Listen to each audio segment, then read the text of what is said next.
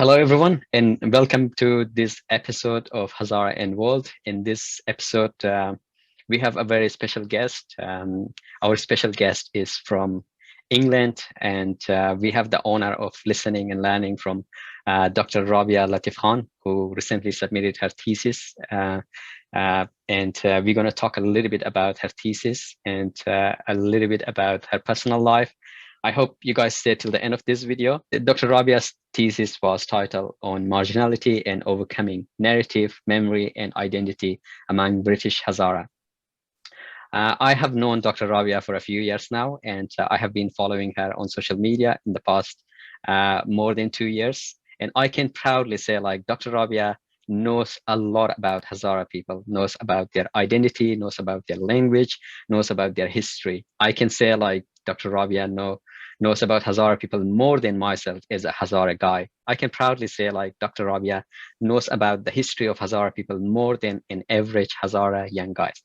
So, Dr. Rabia, welcome and thanks for accepting my offer to be in this episode with us. Hi, Mehdi. Thank you very much for inviting me. I'm very happy to be here today. That was a very kind and generous introduction. I'm still learning a lot, so there's still a lot for me to understand when it comes to the community and the history and culture of Hazaras. No, absolutely. Like, I have a huge respect for you and what you're doing. That's not easy because you as a native English speaker and like researching on Hazara history, which is all written in Farsi, it's not an easy. And at the same time, you're such a humble person. So thank you for what you're doing. And I'm going to start with my question. Like, I know there is a lot of ethnicity around the world, and why you choose to work on Hazara people. I hope you take this question not in a negative way, in a positive way. I'm still proud, like, you're working on Hazara people. Why Hazara people? Yeah, so that's a question I get quite a lot from people I meet from within the community, because obviously, unfortunately, the Hazara community are not well known and quite understudied. So my story is not so interesting, unfortunately, but it goes back a few years, about 10 years ago now. As an undergraduate student, I was studying law, and we kind of had discussions on the war in Iraq, but Afghanistan didn't really come up in a lot of our class discussions. So I got very curious to kind of understand the war in Afghanistan from like a legal perspective. And then in looking into that, I kind of became aware of Afghanistan's different ethnic communities, something I wasn't aware of at the time. I was very ignorant about Afghanistan. All I could tell you was that Kabul's the capital of Afghanistan. I didn't know anything else. So then to learn that there's a Pashtun, Tajik, Uzbek, and Shia Mongols in Afghanistan, that really intrigued me. At the time, I didn't know the issue with the terminology of Mongols. I understand now why it's slightly problematic, but at the time, as someone who didn't know anything, I was very intrigued to come across this terminology and then tried to find as much information as I could about this particular community in the literature, which unfortunately at the time was very limited and is also now very limited.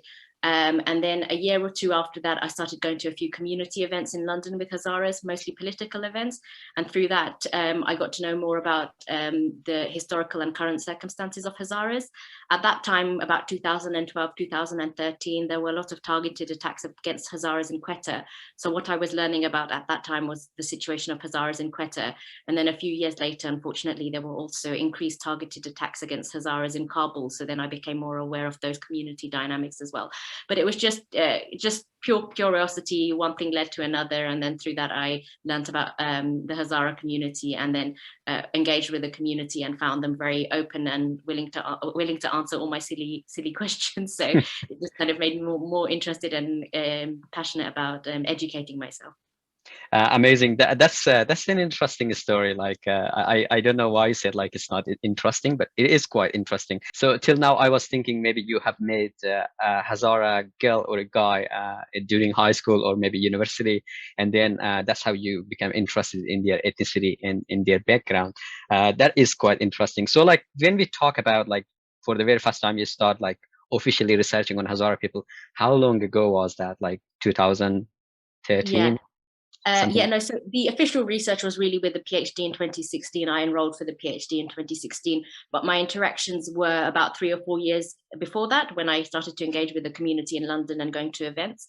But when I was an undergraduate and postgraduate student, I didn't really have an opportunity to conduct research that was specifically on the Hazara community. But that was, at that time, I was still trying to read as much as I could and educate myself. But it was really with the PhD in 2016 where I had the opportunity to just focus my research on the Hazara community, and then within my research specifically on Hazaras living in England, who were who were the people I interviewed for my research.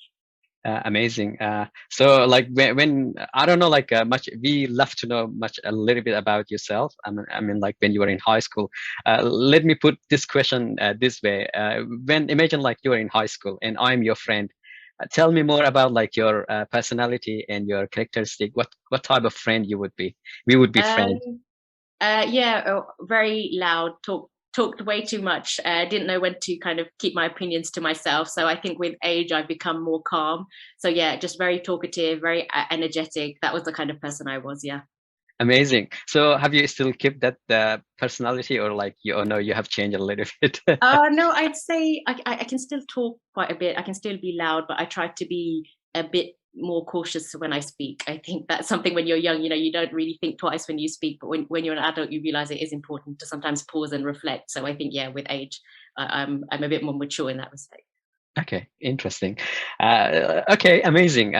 Let's talk a little bit about your publication or like thesis, if that's fine with you. Let me ask you this way.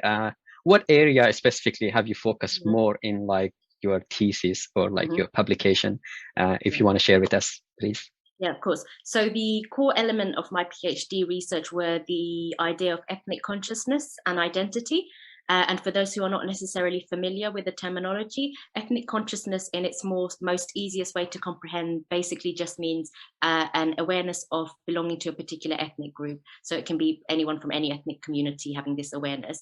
And I just was very interested in this notion based on the prior interactions I had with Hazaras over the year, who kind of presented a timeline of Hazara history, going back to the 1800s and then post-2000 circumstances. And they traced the historic marginalization and subjugation of Hazaras. And then they talked about the kind of negativity that was attributed to being Hazara, and how people from outside were very hostile to Hazaras, and how the 1990s and 2000s transformed this in the opposite direction, when there was a much more assertiveness of Hazara ethnic consciousness and more pride in asserting Hazara identity, and also post-2001 gains of Hazaras, is particularly in the field of education. So I was very curious to see this transformation in identity. So that was at the core of the thesis. And then I presented these ideas in different chapters in my thesis, which I call spaces, so where these ideas formulate. So there are 4 finding chapters in the thesis. The first one deals with the space of communication. So that's where I focus on the interviews I did with Hazaras living in England. I focused on the cities of London, Birmingham, and Nottingham. So that specific chapter looks at the interviews I conducted and how you see the transformation of this identity through conversation and people talking about their personal lived experience. Then I move on to I think the next one, maybe I'm not in the order correctly, but the other space I look at is the internet and social media. So how this is another space where you see these ideas shared and articulated and transformed depending on who's articulating the contents of these ideas, specifically relating to historic persecution and collective gains in the present. So that was one of the other spaces I look at in my research. Then another area I also looked at was religion. Religion is a bit more abstract as a space, you can say, but I thought it was very interesting and important to bring in religion to the research because of the literature that already exists, which makes an emphasis on the Shia identity of Hazaras. But I wanted to relate that back to people I interviewed and how they engage with this hybridized identity of Hazara Shia and Shia Hazara. So that showed that it's very diverse spectrum in terms of how people perceive religion in relation to an ethnic identity. Some people had this strong attachment to referring to themselves as Hazara Shia or Shia Hazara. For other people, it was very distinct. Even quite religious community members would say that a religion is a distinct category, and my ethnic identity as Hazara is a distinct category because throughout my life I'll always be a Hazara, but my religion can change. So that was something that was articulated quite a lot in these interviews. And then the final space in terms of my findings chapters was the area of public spaces, collective action and demonstrations. So just how this kind of newfound confidence has allowed itself to manifest in outdoor spaces through protests and collective action. So those were the kind of areas I looked at through the research, but the core elements were these ideas of ethnic consciousness and identity. That's interesting. I think like you used a phrase and which really got my attention was like my identity going to be Hazara for the rest of my life, and like my religion can change over time. Yeah. That is really powerful line. Like if you think really deeply about that. Thanks for sharing that. And I know like you have focused a lot about like Hazara identity. I am keen to know, like I would love to know your opinion, like as a researcher. How do you define Hazara identity, and like how do you see like Hazara people define their own identity? So yeah, in terms of what my findings in relation to Hazara identity, so there were quite a lot of different threads that came up in the interviews. So one thing I found with younger Hazaras who left Afghanistan when they were very young and don't really have much recollection of life in Afghanistan, they were more they had more of a dual identity as Afghan Hazara or Hazara Afghan. So for them to assert their ethnic identity as a historically marginal community was very important. But at the same time, they saw Afghan as an identity that kind of celebrates diversity and the different ethnic communities of Afghanistan. So they were more prone to kind of asserting that identity category. Whereas more mature research participants who were in their 30s, 40s, 50s, who had lived in Afghanistan, predominantly Kabul, their association of the term Afghan was more negative. They would talk about discrimination and racism in Kabul and racial slurs that were unfortunately used towards Hazaras. So it was very much their personal lived experiences that impacted their reluctance to identify with the category Afghan, which they felt like excludes them as Hazaras and only refers to one ethnic community, the Pashtuns. And with that, sometimes reference was also made to some literature, the historical literature that sometimes conflates the term Afghan and Pashtun and uses them as one. So that was very interesting that you see a very big distinction between slightly younger Hazaras and those in their 30s, 40s, 50s who in their perception of the terminology of Afghan. But again, this just relates to the people I interviewed. This isn't some general assumption that can be made. And similarly, the other category that was the other issue that was very interesting that came up in the interviews with this was this transformation of identity. So those who had lived experiences in Afghanistan would talk about how growing up there was negativity or shame attached to being Hazara. A few people said to me, they used to question and say, I wish I hadn't been born Hazara. Why was I born Hazara? But with with age, through educating themselves and seeing the shift in their community after 2001, it really had a positive impact on their personal identifications. So that was really interesting to see how you see this shift now from historic subjugation and how that impacts people's self-identification to how visibility and representation has a positive impact in the opposite direction. And within that, a lot of the interviewees mentioned Mazari and his role in this kind of positive identification of being Hazara, because although he was a political figure, in a lot of his speeches, he would mention that Hazaras should take pride in their ethnic identity and who they are as Hazara. They've done nothing to kind of generate this kind of hate and animosity towards them. So to have this really prominent leader come out and declare his positive affirmation with Hazara identity really also impacted the shift in ethnic consciousness among the people I interviewed for my research. That was interesting actually, like to see people like who are I cannot say like I am not happy with being Hazara, but like I'm absolutely happy, but like I understand, I totally understand, like some people, they might be a little bit like disappointed, like being born in Hazara and like being born like as a Hazara person, because it was a difficult time, it was a challenging time, not easy. And history was full of like sad time. Yeah, definitely.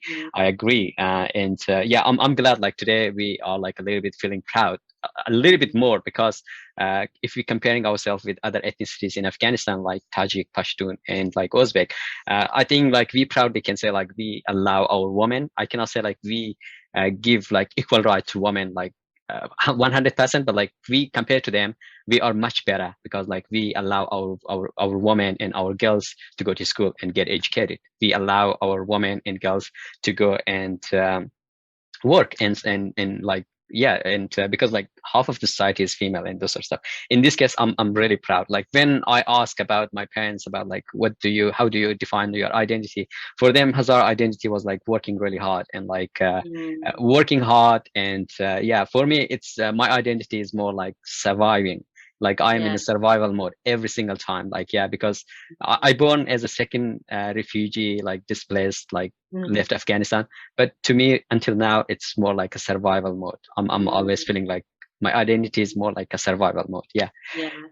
that was Sorry, if you don't mind, just to add to that, now that you mentioned that, there was another category. Sorry, I forgot to mention it earlier, but in definitions of identity, so some people would say to be Hazara is an ethnic community, it's an ethnic religious community, it's about language and culture. But just going back to what you said, a lot of people also had kind of like more abstract notions of what it means to be Hazara. So they would say something similar to you. It means to be resilient, to overcome oppression, to pursue education and support women's rights and human rights. So it's very interesting to me that you had these definitions that kind of go outside of the kind of more familiar ideas we have about how you define and understand people's identity. So that was very interesting to me, because how you encapsulated it just then and how you portrayed it is also something that came up in a lot of the interviews as well. okay. Interesting. So if you don't mind, I ask you like how many people have you interviewed so far? Mhm, mhm. So for the research, it was in total, I interviewed 50 people. So I had a 12-month period. So the data collection for the PhD program I was on was 12 months. So over the 12 months, I interviewed 50 people between 3 different cities. The vast majority were Afghans who were either born or grew up in Afghanistan. But I did have a small number of people I interviewed who had grown up in Tehran, Mashhad, or Quetta. So there was maybe 13, 14 from there, but about 35, 36 had a direct connection to Afghanistan. Now that's a little bit big number to my understanding. Like finding all those interviews and because like you're living in London and like finding all those people to be Mm. happy to be in research and those sort of stuff, it's not easy. But like you managed to do it, which is good. Like that's a good job, I should say. Like yeah. Oh, Uh, thank you. No, but it was a collective effort. A lot of people were very helpful in trying locating interested research participants for me. So it wasn't just by myself. I had a lot of people I knew who were very really had a lot of input in helping me locate the research participants. So I think I got very fortunate in that regard. That's why it was very fruitful, and we managed to have that many people to interview. Oh, that's good. That's good. I one of the question which I am like going to ask you. I know like you came from English speaking background and like as I can say like you're a native English speaker. But like most of Hazara history and Hazara like language is Farsi, Hazargi, and like how did you manage to get your hand on those like Farsi version? Like how did you come with that issue? Like yeah. Yeah, so it was a big barrier, to be honest. Obviously, I don't have the language competency, so there are a bunch of sources that I haven't had accessibility to. I haven't been able to access. Sorry, but luckily the Khatib's book was translated into English about 10 years ago. So a lot of that was very relevant to the thesis. So I was able to utilize Khatib's work in the thesis as well, thanks to the translation by Robert McChesney. So that was the most important source from Persian to English that I could find that had a translation. And just more broadly, for those who are interested, it's a very important source to look at Khatib's work, because he's very meticulous in his detailing about what happened in Hazarajat in the late 1800s with the king and the war. So he details all the issues that led to the war and kind of what happened after the war, which some of the dominant accounts of Afghan history do not adequately explain. So in that sense, I was very lucky that I was able to find an English translation of Khatib. But obviously, because of the language barrier, I had to predominantly work with English sources. There were contemporary sources I was able to work with, some from the 50s and 60s. But yeah, no doubt there are sources on history and culture that are lacking in my work because of the language issue. I'm glad you brought Khatib. And for those of you, like for the people who are watching, they don't know, like Khatib was Hazara and like he was a historian in the royal, I mean like royal or Mm. like royal kingdom of Afghanistan at that time. He was only one Hazara who was writing the history. But like in the way he was writing, he was trying not to disappoint the king. And then at the same Mm, time, he was trying to be very honest, like what's yeah. happening towards Hazara. And Mm, like, mm, I think he was just one of like the magical people who lived it in mm, that area, in that era, and like write the history accurately and like explain everything. But at the same time, he made the king happy as well. So like, yeah. it's No, it's really important you mention that, because if you read it, whether it's the Farsi or English, you'll notice that he presents the facts. So what happened in Hazarajat and how Hazara suffered. But again, to please the king, as you say, he would use quite negative terminology about Hazaras. He would say that uh, they're rebellious a lot of the yeah, time, yeah. wouldn't listen and things like that. So it's very confusing, because you find so much important information in the text, but at the same time he's conceptualizing the community in quite negative language. But obviously, like you're saying, he had to do that to please the king. But at the same time, he's managed to maintain and preserve very important information that hadn't been documented very thoroughly at the time. I agree, because right now everyone who is writing any history about Afghanistan, or any piece of history about Afghanistan, they are all referencing their history back to Khatib's Mm, book. Like, yeah, Khatib was just like crazy genius the way he wrote it, the history, to like make the king one of like the savior of everything. And then at the same time, he was like deep inside, he was destroying. He was saying like, you did this, mm, you did that, and like mm, that's all too bad. But it's still like he mm, was saying, in a way, saying like, okay, it's not making sense to him. But like mm, now it is totally making sense. Like the king was absolutely an evil guy. Yeah.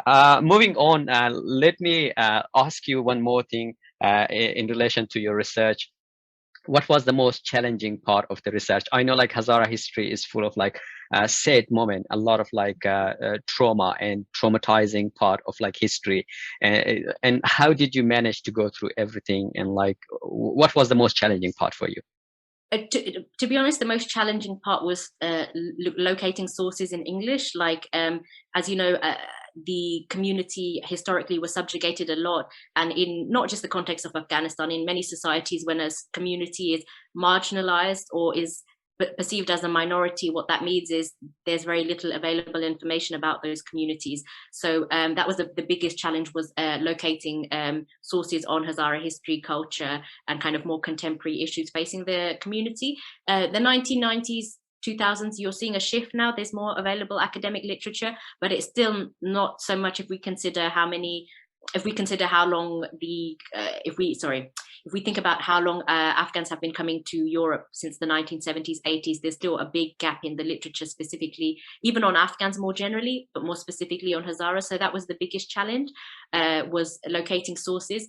And then, just to even correct myself, I mean, I know I use the term of minority, which is contentious, but I just mean in terms of the general awareness is that this community is a minority. And I understand this is something in the current discussions we're having. It's a very important discussion we're having about the need to be careful about our use of terms of majority minority, right? Because there's never been a census in the country's history. So how can we categorically claim that one community is a minority and one community is a majority? So I think also the use of language is very important, because when I started conducting the research in the beginning, I would always refer to Hazara community as a minority, and I stopped doing that. So that's something I was educated about through interactions with the community, that I need to be mindful of the language I'm using. So again, the issue is the sources and the number of sources, but also how some of the sources deal with these issues. Like, for example, so many of the academic literature in English will call the Hazaras a minority. So that's another issue that we need to critically engage with the language we use in our writing.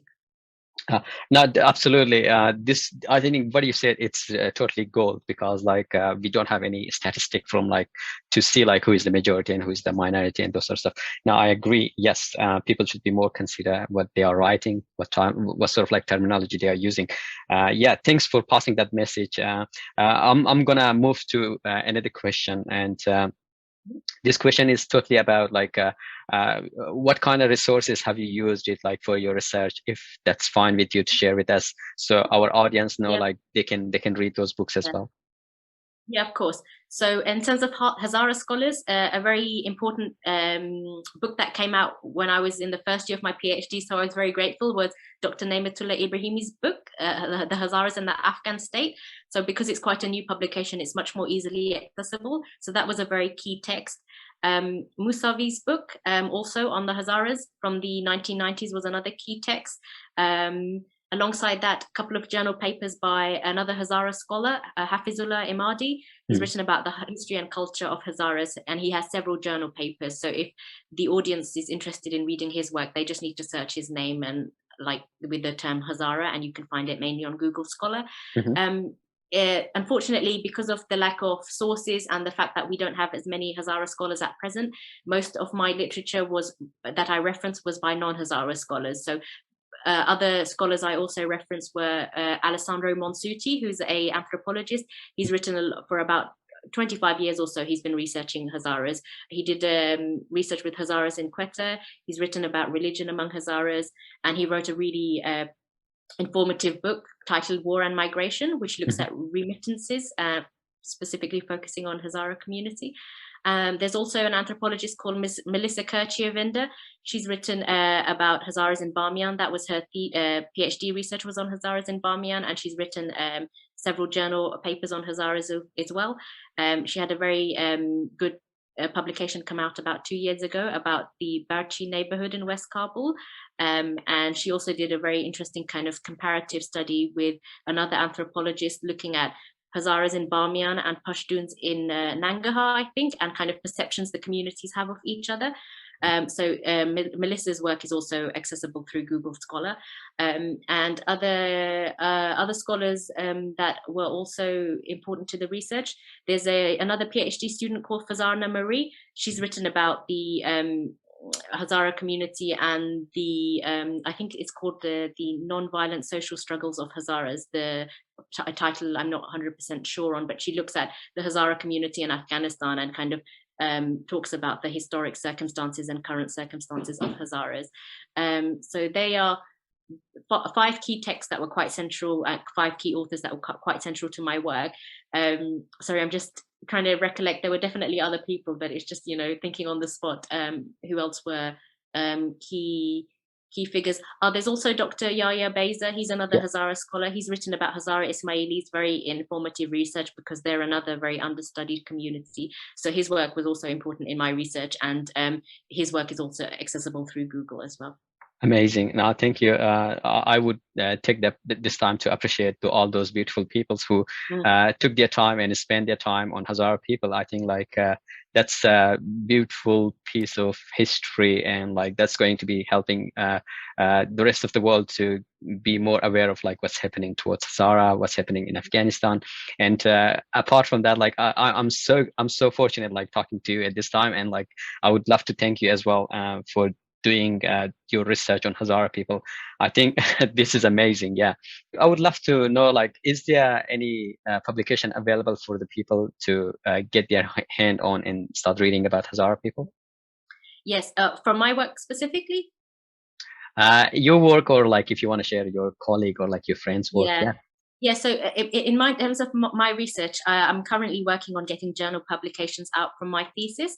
So hopefully in 2022, there'll be some work from my thesis available through journals, which I'm happy to share to anyone who'd be interested once they're out. And Twitter would be the best way to keep up to date with that information.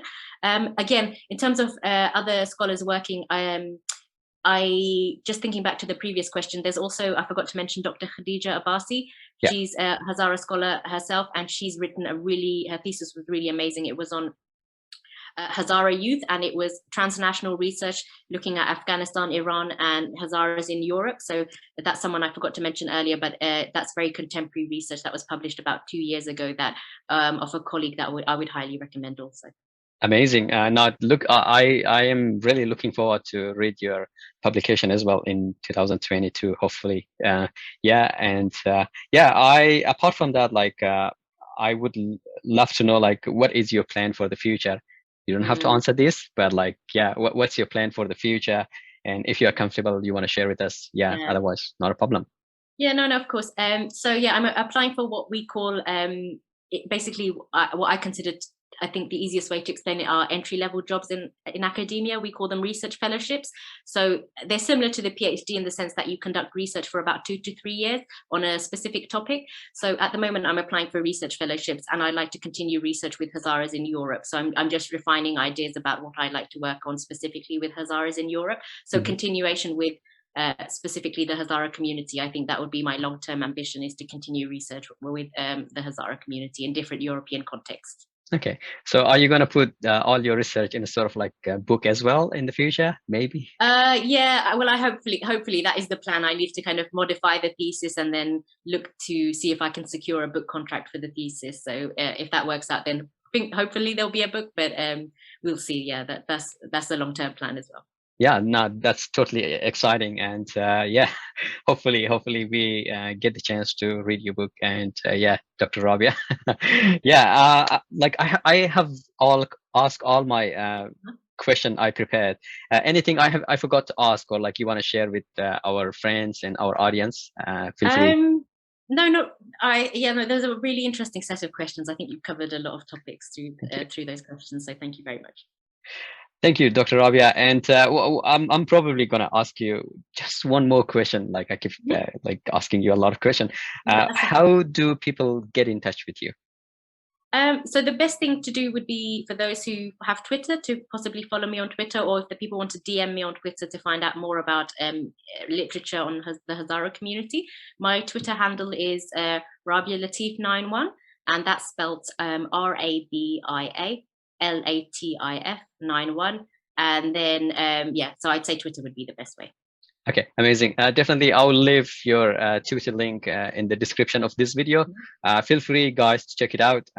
Dr. Rabia is amazing, and I have been following her in the past 1 year. I think like most of the time, I'm not aware of like certain situation, and she share a post, in a very informative post, and like I was like, okay, this is the time of and this is what happened in the history, and like she knows a lot about Hazara, as I mentioned at the start of the video. She knows a lot, yes, and you would be amazing with her. You would be amazed with her work, and with her information, and with her knowledge and wisdom.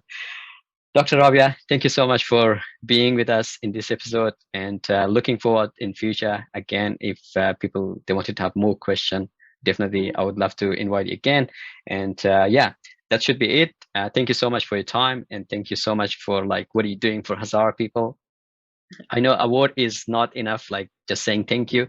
Hopefully one day if I see you in person, definitely I'm going to buy a coffee just to say thank you. Oh, thank you. That's very kind, Mehdi. Thank you very much for inviting me. But I really have to thank the people I worked with for the research, to be so open and welcoming and willing to share, their life stories with someone they don't know so well.